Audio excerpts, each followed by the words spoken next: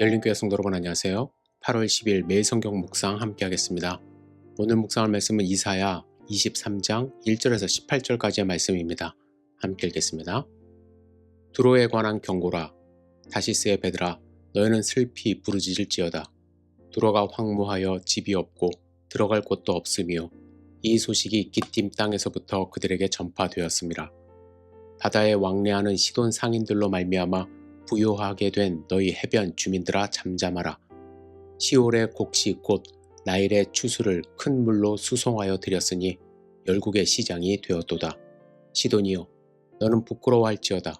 대저 바다 곧 바다의 요새가 말하기를 나는 산고를 겪지 못하였으며 출산하지 못하였으며 청년들을 양육하지도 못하였으며 처녀들을 생육하지도 못하였다 하였음이라.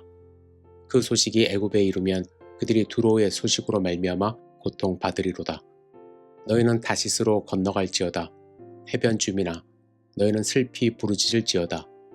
이것이 옛날에 건설된 너희 희락의 성 곧 백성이 자기 발로 먼 지방까지 가서 머물던 성읍이냐. 면류관을 씌우던 자여, 그 상인들은 고관들이요 그 무역상들은 세상의 존귀한 자들이었던 두로에 대하여 누가 이 일을 정하였느냐. 만군의 여호와께서 그것을 정하신 것이라. 모든 누리던 영화를 욕되게 하시며 세상의 모든 교만하던 자가 멸시를 받게 하려 하심이라. 딸 다시스여, 나일같이 너희 땅에 넘칠지어다. 너를 속박함이 다시는 없으리라.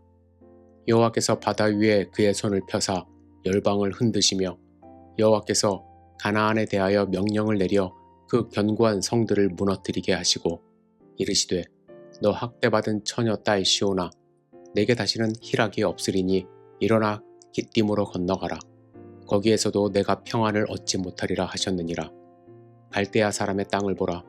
그 백성이 없어졌나니 곧 아수르 사람이 그곳을 들짐승이 사는 곳이 되게 하였으되 그들이 망대를 세우고 궁전을 헐어 황무하게 하였느니라. 다시스의 배들아, 너희는 슬피 부르짖으라. 너희의 견고한 성이 파괴되었느니라.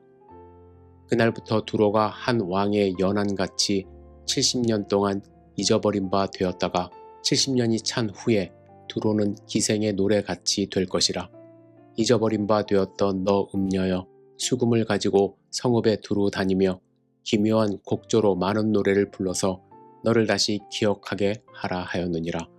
70년이 찬 후에 여호와께서 두로를 돌보시리니 그가 다시 값을 받고 지면에 있는 열방과 음란을 행할 것이며 그 무역한 것과 이익을 거룩히 여호와께 돌리고 간직하거나 쌓아두지 아니하리니 그 무역한 것이 여호와 앞에 사는 자가 배불리 먹을 양식 잘 입을 옷감이 되리라. 아멘. 두로와 시돈이라는 나라가 오늘 본문 가운데 계속 등장을 하는데요. 이는 지중해 연안 항구 도시들입니다. 현재는 레바논에 속해 있지만 이 시대에는 지중해 연안의 각국과 해상 무역을 담당했던 부유하고 풍요로운 도시국가였고 우상 숭배가 만연한 곳이었습니다. 이 지역들의 특이한 점은 오래전부터 문자를 사용했다는 것입니다. 문자는 돈을 계산하고 계약서를 쓰고 장부를 정리하는데 용이했기 때문에 주전 1800년부터 사용된 알파벳이 새겨진 유물들이 발견된 것으로 보아 이 지역은 문자를 이용하여 무역에 능통하였고 이들의 무역은 멀리 다시스, 스페인으로 알려진 곳까지 연결되었습니다. 오늘 본문은 이 두 도시에 대한 하나님의 심판의 말씀을 담고 있습니다. 1절 보시면요. 두로에 관한 경고라. 다시스의 배들아, 너희는 슬피 부르짖을지어다. 두로가 황무하여 집이 없고 들어갈 곳이 없으며 이 소식이 기띔 땅에서부터 그들에게 전파되었음이라 말씀합니다. 다시스에서 오는 무역선들은 기띔 즉 키프로스에서 잠깐 쉬는 동안에 엄청난 소식을 들은 것입니다. 두로가 망했다는 소식이죠. 다시스의 배들이 두로에 와서 선적을 하고 돌아가야 되는데 두로가 망해버렸기 때문에 그들은 기띔에서 돌아가야만 했던 것입니다. 이어서 2절에 보시면 바다에 왕래하는 시돈 상인들로 말미암아 부요하게 된 너희 해변 주민들아 잠잠하라고 하십니다. 두로와 시돈은 약 40km 정도 떨어져 있었고 그들은 어쩌면 공동 운명체였습니다. 지중해를 중심으로 먹고 사는 해양 민족이었기 때문에 두로가 망하면 시돈도 함께 망할 수밖에 없는 그러한 공동체였죠. 두로가 이렇게 망한 후 시돈도 타격을 입을 수밖에 없었습니다. 그런데 그들이 왜 이렇게 망하게 되었을까요? 3절을 보시면요. 시올의 곡식 곧 나일의 추수를 큰 물로 수송하여 들였으니 열국의 시장이 되었도다 라고 말씀합니다. 이들은 원래 시올에서 나는 곡식을 가져다가 팔아서 부자가 되었다는 것이죠.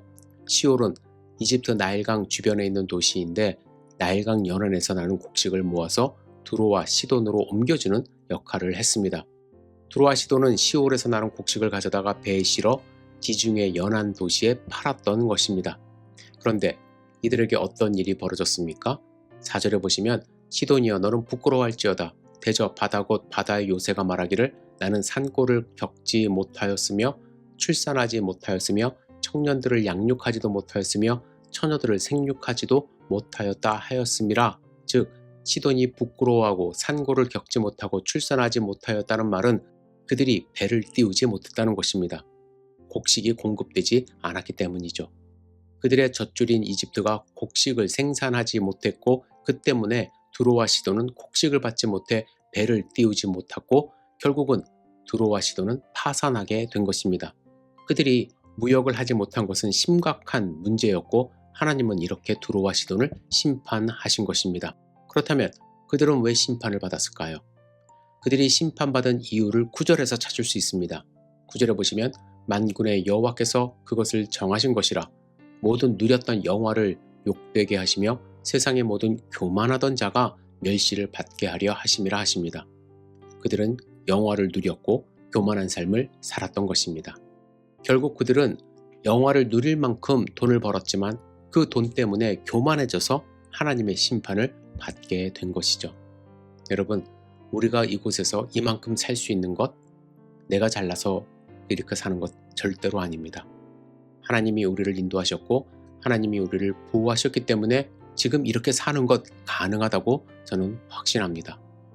내 돈으로, 내 지혜로, 내 능력으로 했기 때문에 하나님께 감사할 필요 없다는 생각을 갖는 것이 바로 교만한 생각이고 두로와 시돈이 가진 생각이라 할 수 있습니다.